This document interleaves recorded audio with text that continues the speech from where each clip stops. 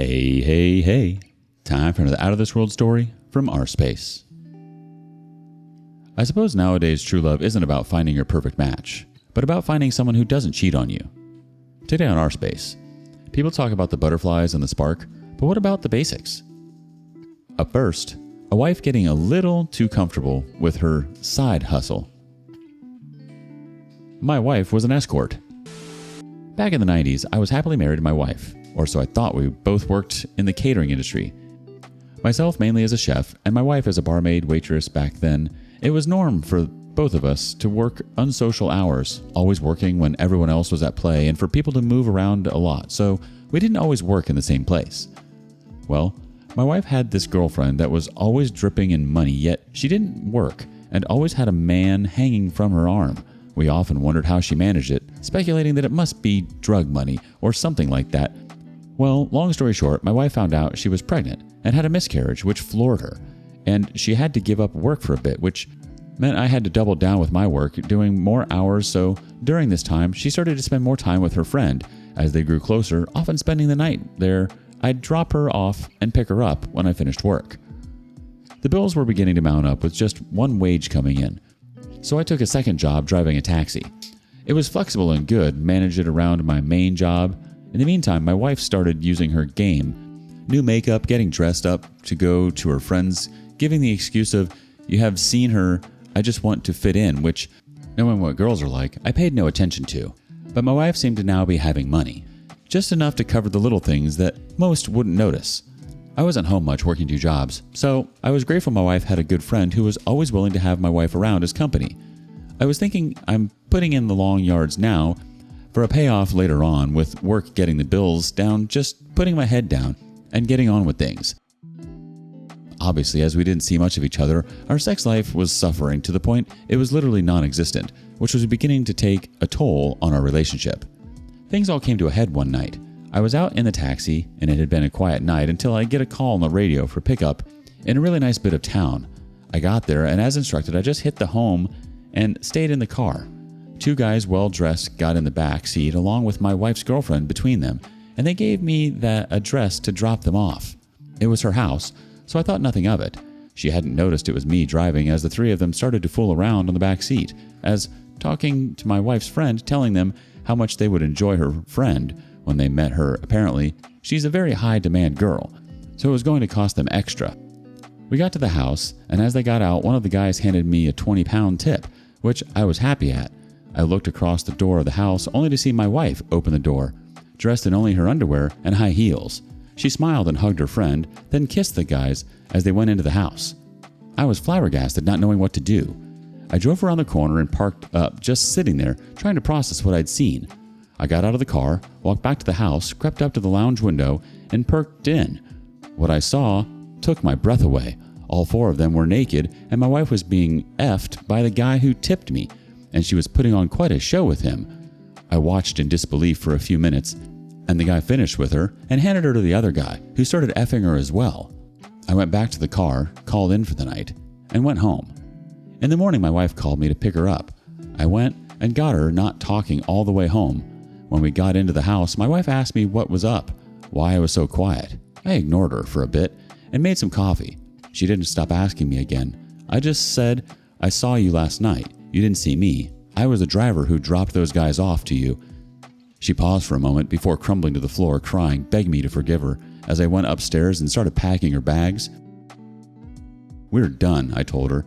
She begged me to let her explain. I needed to hear this for my own sanity, so I let her tell me why she had done it.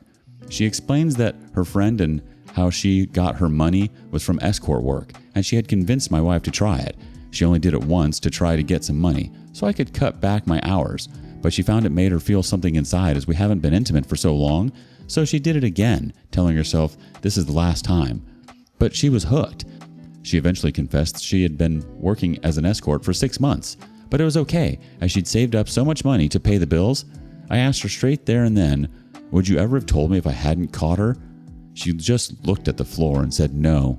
"Are you going to stop now?"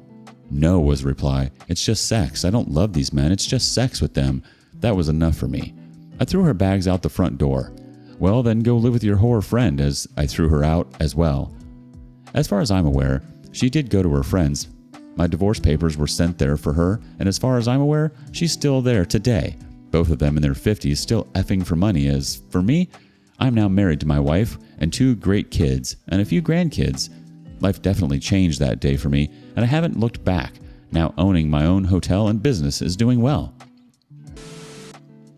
You were working yourself to exhaustion, thinking you were supporting both of you through a tough time, while she was off living a completely different life behind your back. And the fact that you were the one who unknowingly drove her clients to her? That's just evil. What do you make of this? Up next, a guy who's as emotionally available as a brick wall finally breaks down. My husband made me to believe soulmates aren't real. I'm using a different account so that my husband doesn't know. Before meeting my current husband, I was married to my ex-husband, Dave. Dave and I met when we were 5 years old. He moved into our neighborhood when he was 5. He was this cute boy next door. We became inseparable. Even our parents joked that when we would be adults, we would be married. Ever since I knew the concept of marriage, I was determined that I would marry Dave. We were like soulmates. We had the same interests, the same hobbies, similar thoughts. He was my first everything, my first kiss, my first boyfriend, the guy I lost my virginity to. Among our friends, we were the perfect couple. After graduating high school, we immediately got married. I got into a good school, but I decided to study with Dave. We got married right after we finished high school. Our parents helped us find an apartment closer to our school. We worked hard. We would often talk about having kids. On our 6th anniversary, we decided we would try for a baby next year. I still remember the day when we were teenagers and cuddling. We also decided what our babies' names would be. During our 7th year of marriage, my mom got sick, so I had to stay with her for a while. I was planning to do something special for our 7th anniversary, so I left early to surprise him. I went to my bedroom, and there I saw my husband effing another girl in our marital bed. I can never get that image out of my head. My husband saw me and his face turned pale. I don't know what happened, but I threw up right on the spot. My husband was giving me the usual, "It's not what it looks like. I'm sorry. It was a mistake." I locked myself in the bathroom. I somehow mustered my strength and called my friend to pick me up and just don't listen to Dave. When my friend arrived, she charged at Dave. She grabbed me some of my things and we left. I was in a catatonic stage at that point. Eventually my parents knew. They supported on whatever decision I would make. Dave's parents, however, wanted us to be together. There was a huge fight, but eventually we settled for divorce. My whole fairy tale fantasy just shattered. I was spiraling into depression. My parents booked me for therapy. For 2 years, I was like a living corpse. After that, my friend pushed me to go on a date. I did, but no one even came close to Dave. I was searching for Dave in every guy, but they all failed to live up to that expectation. That is when I met my now husband, Jay. Jay was the opposite of Dave. Dave was funny. He would be the life of the party. I remember one time he made me laugh so hard that I fell from my chair. But Jay was not funny like Dave. He would use humor only as clapbacks and if he wants to insult someone. He was also very stoic and closed off. Pretty boring to my taste. On our first date, I asked him some questions like, "What is your favorite movie?" He told me he doesn't watch movies. He likes reading. He didn't even ask me a thing, except for my educational background. He talked mostly about my field of work, but he was not interested in me. We ate dinner in silence. I was 100% sure he will not call me. But 2 days later he did. He asked me out on a second date. I was skeptical of whether or not I should go, but my friend insisted. I gave it another try. Second date went slightly better than the first. I talked a bit more, asked a few questions. We were taking it slow. He was opening up until the 6th date when he finally hooked up. TMI, it was amazing. I am someone who has a snack after having sex. I was craving for some, so I asked him if I could grab something from his pantry. Even a bread and cheese sandwich will do. He told me to stay there and he went out. I was kind of confused. He came back after 20 minutes with takeout food. It was something I really liked, orange chicken. I asked how he knew. He told me, "You told me on our previous date." I melted right there. Dave and I have been together for most of my life, but he never made the effort of going out and getting me something. That's when I knew even if he was not my soulmate, I was madly in love with him. We dated for 3 years and got married. I came to know about Jay's family too. His mom and dad were drug addicts who died of overdose. He was homeless for a while, but worked his way up. Throughout our marriage, I was very, very happy. He was different from Dave because whenever he would see me doing chores, he would ask, "Need help?" He helped me through my trauma from Dave by arranging a therapist that specializes in infidelity. He may not be a person of words, but his actions tells me that he loves me. When I was pregnant with our daughter, I would wake him up in the middle of the night to either get me food or rub my feet. He would say, "Yes, ma'am," and get to work. I love him. Even after 15 years of marriage, my love has never stopped. He is still the stoic man I fell in love with. After meeting him, I stopped believing in a concept of a soulmate. He was not mine, but somehow we make it work. I love you, Jay. Thanks for being there in my life. And anyone who is wondering what happened to Dave, he's getting his third divorce. His mom blames me for this downfall, but she refuses to see that her son cheated on every marriage. Edit. I'm sorry if there was any typing mistakes. I'm typing on my phone and the autocorrect is acting nuts. I tried to turn it off, but it doesn't work. Now let's see if the community has some thoughts. First up, who knows? Maybe Jay is your soulmate. He seems to be more ideally suited to you from the beginning than Dave ever was. The OP replies, "From the outside, we do not look like soulmates. Dave and I were the typical girl next door and boy next door kind of people. Jay was more closed off. Initially, when I was dating him, he was really rude in my opinion. He also had a bad temper towards people who screw up. But other than that, he is good and kind. He helps those who genuinely need help." Another commenter says, "After reading this, all I can say is F Dave, metaphorically, and F Jay, literally, in several positions, then have a nice dessert. I'm glad to hear you are happy. Hope you, Jay, and your kids have many, many more happy years ahead of you." The OP replies, "F Jay, literally in several positions, then have a nice dessert. I have been doing that for 18 years, and he still gets me snacks."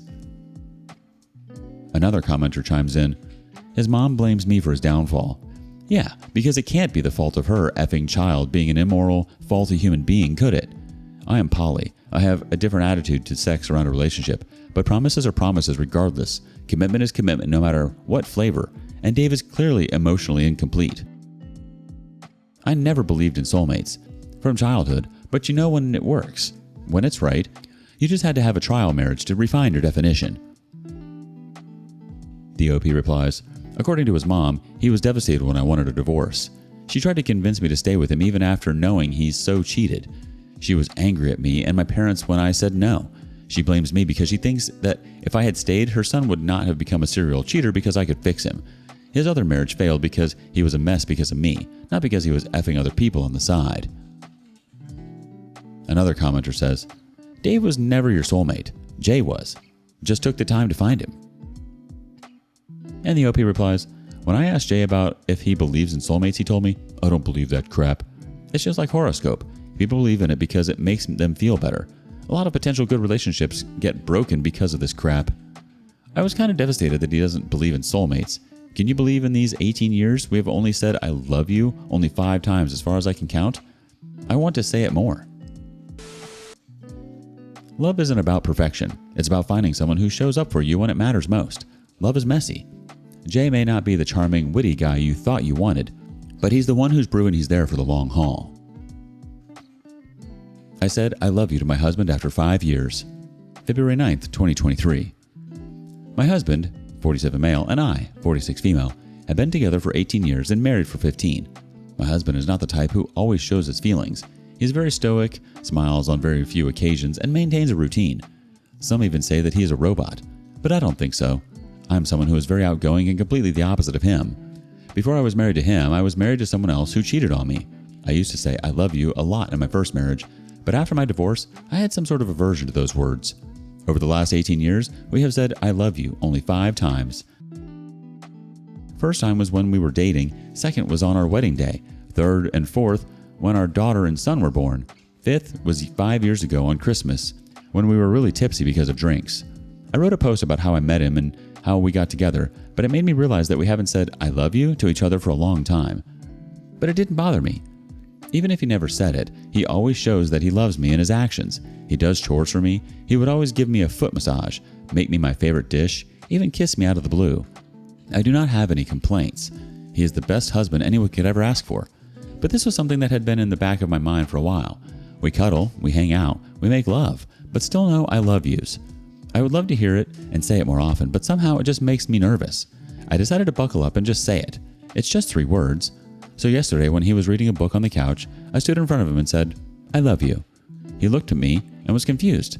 I repeated it. For the first time, I could see him get flustered. He told me, "Okay." I was a little disappointed by his response. I thought he just didn't love me anymore. Later that night, when I was lying down, he came to our bedroom and told me that he is sorry for his response, that it caught him off guard. He told me that he loves me a lot, and not even a day goes by he doesn't feel lucky to have me in his life. I was tearing up. That was better than my confession. I asked him, then why don't we say that more often? He told me that he doesn't say it because throughout his entire life, no one has said it to him except for me. His parents were drug addicts who cared less for him. He had to start working since 14. He grew up in hardships, so saying I love yous are weird for him. But also, he feels like we didn't have to tell each other when we express it with our actions way more. I told him I want to say it more now and want him to say it back if that's okay with him. I saw him smile for a while. He said it is fine as long as I want it. I don't think we need to say it when we know we love each other a lot. We will probably stop saying it after a few days and go back to our mundane events. Honestly, whether or not you say I love you every day, it's the actions and the understanding that really matter in the long run. Story of my husband, Jay, February 19th, 2023. A lot of you people have been asking me and personally messaging me about Jay's upbringing and how he managed to survive. Well, I'm not sure if I'm the right person to talk about his personal life. I mean, I heard some parts which really made me cry. Therefore, I will try to summarize it. So, my husband Jay is an only child. His mom and dad were from a poor family. They were drug addicts. His household was a mess. He remembers his father pushing him down the stairs when he was like 8. Jay mostly grew up with his grandfather, his mom's dad. As far as I know, his mom was not allowed to come to his grandfather's house. Jay mostly spent his weekdays at his house. His mom and dad didn't care. They were always high and have odd visitors. His grandfather taught him a lot of things, like handling tools, woodwork, electric repair stuff. Ever since he was little, with some advice from his grandfather, he learned that his parents are very useless. He has to survive on his own. All they know is how to do drugs and invite people for having group sex. He started doing odd jobs like dog sitting, car and window washing, gardening. He also tutored from time to time. Shortly after, his parents died of overdose. He became a permanent resident of his grandfather's house. He worked so that he could afford to go to college. His grandfather had little money for him, but it wasn't enough. He thought about joining the army at 18, but he failed the physical test. When he was 17, his grandfather died of a heart attack. His grandfather lived in a rented house, so Jay couldn't live there anymore. He was forced to live in a homeless shelter throughout his high school. He even got bullied and got in trouble for standing up to his bullies. But since he was a good student, he didn't face serious repercussions. He left the homeless shelter when a pastor from their local church took him in. He knew Jay because he worked in the church for a while. The pastor was a nice guy. He funded his living and also helped him get a scholarship to go to university. Jay studied finance and business. His entire childhood he lived in poverty, so he was obsessed with learning how to make money. He made some connections which landed him a good part-time job during his final year. I met Jay through my friend. She worked in the same company as him. He worked as an investment banker at the time, and the rest you all know. This is pretty much it. I understand why he is so stoic and doesn't show his emotions. I once asked out of curiosity that he saw the harsh reality of life, but still, how does he manage to stay good? He once told me about this couple whose children he used to tutor. They were a really nice, happy family in his eyes. The husband loved his wife. He mentioned that the husband would always have a hand on his wife's body as a form of affection. Their children were also well behaved and had a good childhood. From the moment he knew he wanted a family like that, because he had never had a complete family, but he was sure that somebody would not be able to love him because he doesn't know how to show love. Throughout his entire childhood, he's only seen his parents fight and cheat on each other in front of each other. That really destroyed his perception of love. If it wasn't for that couple, he probably wouldn't believe that there are people in this world who can love each other for life. It is a little wrong for me to say that he displays no emotions. He does, but on rare occasions. I remember the day our daughter was born. Jay held her and cried loudly. He kept repeating, "I will protect you. I will never leave you." He did say, "I love you" to both me and her. Same thing happened when our son was born. I mean, it gave me an idea just to pop out baby so that I can see his emotional face. But anyways, I know he does love me and our little family. He always holds me tight whenever we are cuddling. He is really good with my parents. My parents also adore him. Sometimes it just makes me cry knowing that he has been through a lot and I have lived such a sheltered life. Sometimes I feel like I don't deserve him, but because he is a very kind and a good person. Also, yeah, we do say I love you a lot more now. Final update. Thank you, Reddit, March 15th, 2023. I just wanted to give a big thanks to everyone who has been kind and supportive. I cannot imagine that so many people will come through because of my post. A lot of you suggested therapy. To be honest, I did in the past, but my husband brushed it off, saying his past rarely bothers him. Thanks to people in Reddit, I suggested him some articles on PTSD and childhood trauma. He studied for a bit and found a therapist for him to help with his trauma.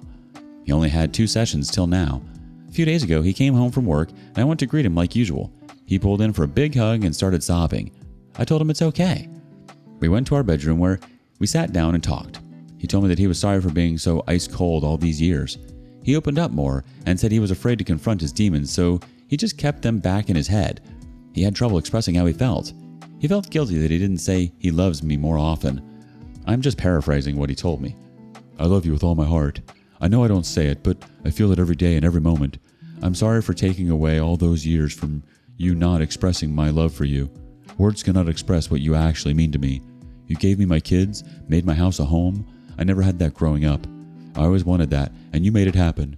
I'm sorry that I was so cold and never said I love you more. Because I do. I love you a lot. I want to make it up to you. I don't want to waste another second of my life burying those emotions anymore. It feels good to see him vulnerable first time in his life. I cried with him that night. We talked a lot about our marriage and the times we spent. It was a real bonding experience. From that day on, he's been really attentive towards me. He would always come home as early as possible to simply have more time with me. We cuddle a lot and also make love, except this time it feels new and different, like a newfound love. He's been saying I love you to my kids. My son is confused, and my daughter just said, "Dad, you are weird." He's thinking about planning a trip for just the 2 of us because it has been a really long time since we had went on a trip alone. So thanks, Reddit. You gave me a new version of my husband and probably strengthened my marriage with him. Not that there was problems, but I hope my husband would not be so haunted by his demons now. It's honestly inspiring to see him go from a stoic, ice-cold robot to someone who can finally say, I love you. I'm sure it was a relief to hear all that love pouring out of him after holding it in for so long. Who knew therapy could lead to such a breakthrough? Do you or your partner have a hard time opening up to each other? How did or do you navigate that? Share your experience with us in the comments below. And thank you for joining us today on rSpace. Be sure to like and subscribe and hit that notification bell so you don't miss out on our next video. See you next time.